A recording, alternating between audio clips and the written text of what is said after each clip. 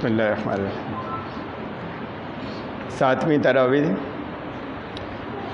11واں پارہ اور 12واں شروع کا ہاف۔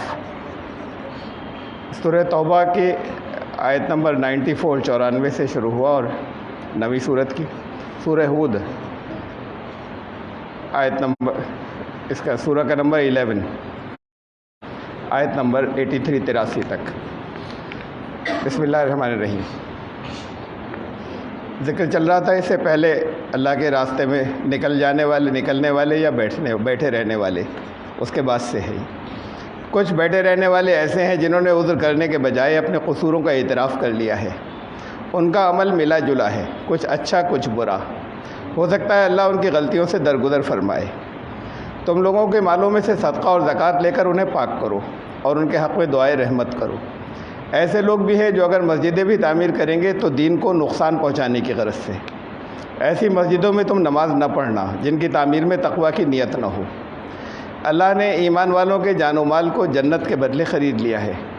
خوشی منائیں ایسا سودا کرنے والے۔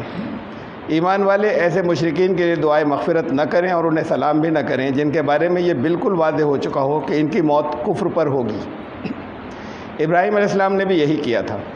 اپنے باپ کے لیے وعدے کے مطابق اس وقت تک دعا کی جب تک کچھ بھی امید باقی تھی، پھر دعا روک دی۔ اہل ایمان سبھی ایک ساتھ نہ نکل کھڑے ہوں، ان میں سے کچھ نکلیں، دین کی سمجھ پیدا کریں اور اپنے اپنے علاقے میں نکل کر خبردار کریں۔ لوگوں، تمہارے پاس تمہیں میں سے رسول آ گیا ہے، تمہارے نقصان سے اس کا دل دکھتا ہے، تمہاری کامیابی کی تمنا کرتا ہے۔ ایمان لانے والوں کے لیے وہ شفقت اور رحم والا ہے۔ اب جو لوگ پیٹھ پھیریں ان سے کہہ دو کہ میرے لیے اللہ کافی ہے، وہی اکیلا الہ ہے، میں نے اسی عرش عظیم کے رب پر توکل کر لیا۔ سورہ یونس شروع 10ویں صورت ہے۔ بسم اللہ الرحمن الرحیم۔ الف لام را، وہ حکمت والی کتاب کی آیات ہیں۔ تمہارا رب وہی ہے جو آسمانوں اور زمین کو 6 مراحل 6 سٹیجز میں پیدا کرنے کے بعد ان کا نظام چلا رہا ہے۔ اس کے ہاں شفاعت بھی اسی کے حکم پر ہوگی، اسی کی طرف واپسی ہوگی۔ اس نے سورج بنایا، چاند کی منزلیں مقرر کیں تاکہ تم برسوں اور تاریخوں کے حساب معلوم کرو۔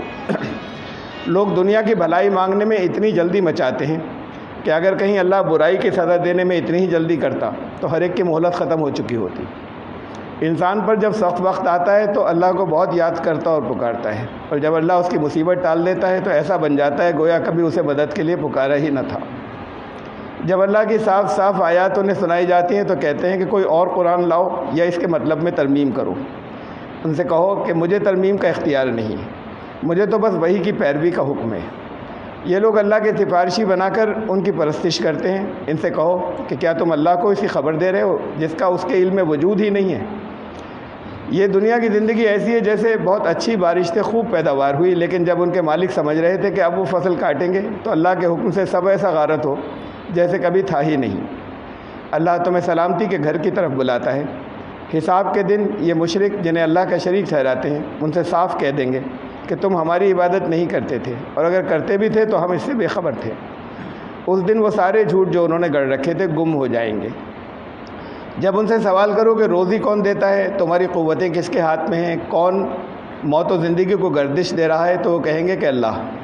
کہو کہ پھر وہی تمہارا حقیقی رب ہوا، پھر دھوکے کیوں کھا رہے ہو؟ یہ قرآن ایسی چیز ہی نہیں جسے کوئی گڑھ سکے، یہ تو پچھلے کی تصدیق اور الکتاب کی تفصیل ہے۔ ان سے کہو کہ اس جیسی ایک صورت ہی بنا کر دکھاؤ۔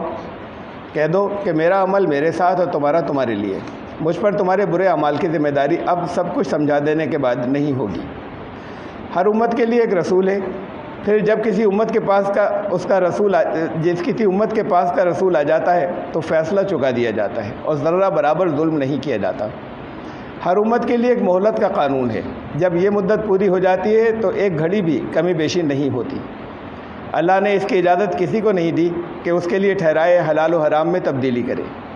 تم قرآن سے جو بھی دعوت دیتے ہو اور لوگ جو کچھ بھی چھوٹے سے چھوٹا عمل کرتے ہیں وہ سب ایک واضح ریکارڈ میں درج ہو رہا ہے۔ نوح علیہ السلام کی قوم انکار کر کے تباہ ہوئی، پھر اللہ نے بہت سے رسول بھیجے، پھر موسیٰ اور ہارون علیہ السلام کو فرعون کے پاس بھیجا، اور انہوں نے کہا کہ یہ دونوں ہمیں ہٹا کر اپنا اقتدار قائم کرنا چاہتے ہیں۔ موسیٰ علیہ السلام کی قوم میں سے فرعون کے ڈر سے اعلان بہت کم لوگ ایمان لائے۔ وہ یہ دعا کرتے تھے کہ اے ہمارے رب، ہمیں ظالموں کے لیے فطرہ نہ بنا اور ہمیں کافروں سے نجات دے۔ آل فرعون کو اللہ نے غرق کر دیا۔ ڈوبتے وقت فرعون چلایا کہ میں ایمان لایا، لیکن اللہ نے اسے نہیں، اس کی لاش کو بچایا تاکہ بعد والوں کے لیے عبرت ہو۔ یونس علیہ السلام کی قوم کے علاوہ ایسا کسی کے ساتھ نہیں ہوا کہ وہ عذاب کے آثار دیکھ کر ایمان لائیں اور انہیں معاف کر دیا جائے۔ اگر اللہ چاہتا تو سب ایمان والے ہوتے۔ جب اللہ کی مشیت یہ ہے کہ وہ اختیار دے کر آزمائے تو تم کیسے کسی کے ساتھ زبردستی کر سکتے ہو؟ ان سے کہو کہ آسمانوں اور زمین کی نشانیوں کو آنکھیں کھول کر دیکھو، جو سبق نہ لے اور ہماری پکڑ آ جائے تو ہم صرف رسولوں اور سچے ایمان لانے والوں کو بچاتے ہیں۔ کہہ دو کہ لوگوں تمہارے پاس حق آ گیا، جو مانے اس کا فائدہ ہے اور جو نہ مانے میں اس پر حوالے دار نہیں۔ تم صبر کرو اور اللہ کے فیصلے کا انتظار کرو۔ سورہ ہود 11ویں سورت ہے۔ بسم اللہ الرحمن الرحیم۔ الف لام را ایک کتاب ہے جس کی آیات پختہ اور مفصل بیان ہوئی ہیں۔ لوگ جو ظاہر کرتے اور چھپاتے ہیں اللہ سب جانتا ہے، وہ یہ بھی جانتا ہے کہ سینوں کے اندر کیا ہے۔ زمین پر رہنے والے ہر جاندار کا رزق پیدا فرمانا اللہ کے ذمے ہے۔ اللہ اس کے ٹھکانے کو جانتا ہے اور اس کے ٹھہرنے کی جگہ کو جانتا ہے۔ یہ سب ایک واضح ریکارڈ میں موجود ہے۔ اللہ نے آسمانوں اور زمین کو اس لیے بنایا کہ کچھ عرصے انسان کا وجود اس دنیا کی امتحان گاہ میں باقی رہ سکے اور وہ یہ آزمائش کر لے کہ کون کیسے عمل کرتا ہے۔ اگر انکار کرنے والوں کے جھٹلانے پر ان کی سزا کو ٹالا جاتا ہے تو منکرین مذاق اڑاتے ہیں کہ عذاب لے آؤ۔ سن لو، جس روز اس سزا کا وقت آ گیا تو وہ کسی کے ٹالے نہیں ٹلے گا۔ انسان کی حالت یہ ہے کہ جب اچھے دنوں کے بعد برے حالات آتے ہیں تو مایوس ہوتا ہے اور ناشکری کرتا ہے، اور اگر تنگی کے دنوں کے بعد اللہ اسے خوشحال کر دے تو اپنی صلاحیتوں پر اکڑتا ہے۔ اس عیب سے وہ پاک ہیں جو صبر کرنے والے ہیں، ان کے لیے بڑا اجر ہے۔ ہو سکتا ہے کہ تمہاری طرف جو وحی کی جا رہی ہے اس کا بعض حصہ بیان کرنے سے تم اس لیے چھوڑ دو اور تمہارا سینہ اس بات پر گھٹے کہ یہ لوگ کہتے ہیں کہ اس کے ساتھ خزانے نہیں ہیں اور فرشتے نہیں ہیں۔ تمہارا کام تو صرف خبردار کرنا ہے، باقی ہر بات کا حوالے دار اللہ ہے۔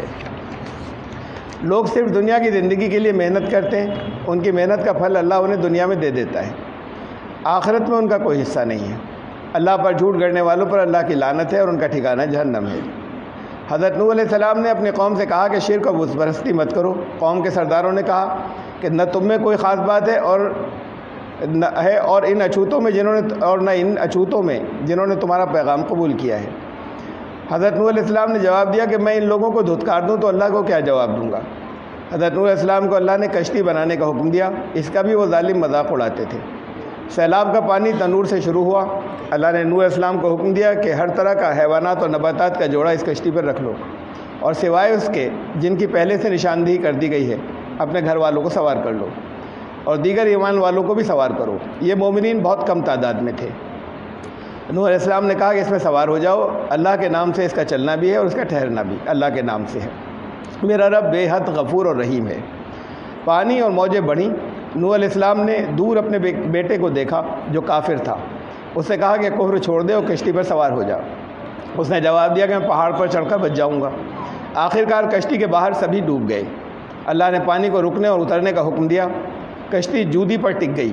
نوح علیہ السلام نے اپنے رب سے فریاد کی کہ اے رب، آپ کا وعدہ تو سچا ہی ہوتا ہے، میرا بیٹا میرے گھر والوں میں سے تھا، یعنی آپ نے میرے گھر والوں کو بچانے کا وعدہ کیا تھا اور ایک بیٹا ڈوب گیا۔ ارشاد ہوا وہ تمہارے گھر والوں میں سے نہیں تھا، وہ ایک غیر صالح عمل تھا۔ مجھ سے اس بات کا سوال نہ کرو جس کا تمہیں علم نہیں، اور جاہلوں میں شامل نہ ہو۔ نوح علیہ السلام نے اللہ سے معافی مانگی تو اللہ نے فرمایا تم پر اور تمہارے ساتھ والوں پر سلامتی، آئندہ ایسے لوگ بھی ہوں گے جو پھر ہمارے عذاب کے مستحق ہوں گے۔ حضرت ہود کی قوم عاد اور حضرت صالح علیہ السلام کی قوم سمود نے بھی پیغمبروں کا مذاق اڑایا۔ یہ قومیں بھی اللہ کے عذاب کا شکار ہوئیں۔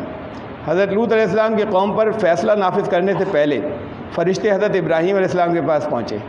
انہوں نے حضرت سارہ کو اولاد کی خوشخبری دی۔ وہ بے یقینی سے ہنسی کیونکہ بوڑھی ہو چکی تھی۔ فرشتوں نے کہا اے اہل بیت، تمہیں تعجب کیوں ہے؟ تم پر تو اللہ کی خصوصی رحمتیں اور برکتیں ہیں۔ حضرت ابراہیم نے قوم لوط کی سفارش کرنی چاہیے کیونکہ بہت نرم دل تھے، لیکن فرشتوں نے جواب دیا کہ اللہ کا فیصلہ اس قوم کے لیے عذاب کا ہو چکا ہے۔ فرشتے خوبصورت نوجوانوں کی شکل میں حضرت لوط علیہ السلام کے گھر پہنچے۔ قوم لوط کے بدکار افراد ان کے گھر کے باہر اکٹھے ہو گئے۔ حضرت لوط گھبرائے، لیکن فرشتوں نے انہیں تسلی دے کر اپنی حقیقت بتائی اور کہا کہ تم رات میں صبح سے کچھ قبل اپنے گھر والوں کو لے کر بستی سے نکل جاؤ اور کوئی پلٹ کر نہ دیکھے۔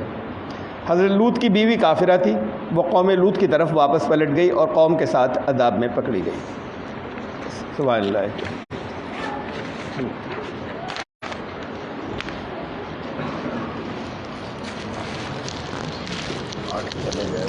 جی آج تو بہت پریشان رہے ہوں گے.